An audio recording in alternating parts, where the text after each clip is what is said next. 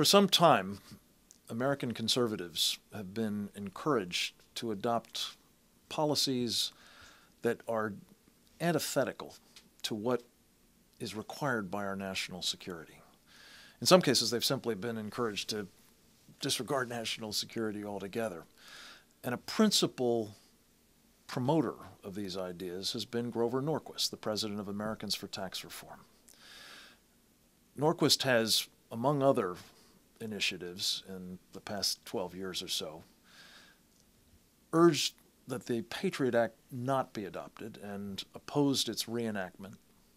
He has supported the closure of Guantanamo Bay. He has supported the relocation to New York City of Khalid Sheikh Mohammed and his co-conspirators and their trial in civilian courts. He has supported the relocation of the remaining detainees from Guantanamo Bay to Thompson, Illinois, in a new prison there. He has supported, I fear, in a really quite strident way, open borders and amnesty for illegal aliens. And last but hardly least, he has associated with members of and organizations associated with the Muslim Brotherhood, an institution that has as its stated mission the destruction of Western civilization from within. This is not the sort of advice that Ronald Reagan, for sure, would want conservatives to heed in the present moment. Nor, I think, is it the kind of advice the American people want conservatives to present as their preferred course of action.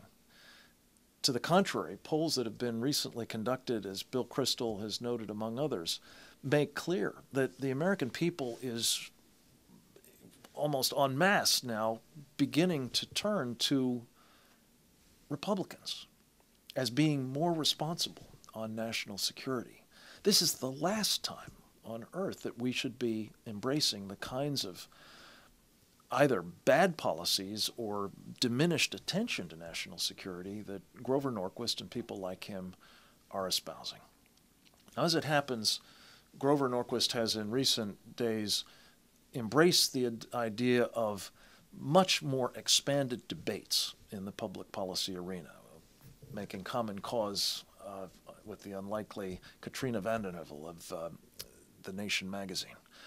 Well, I'm for that idea, especially in the specific matter of what should the conservative movement and the Republican Party more generally do with respect to national security, what should it stand for, what should be advocating.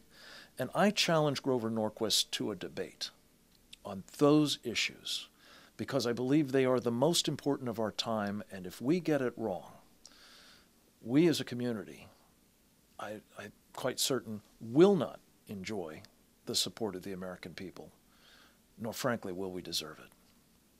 So I hope you'll be able to watch this space for a debate between me and Grover Norquist on these fundamental differences in the very near future. Stay tuned.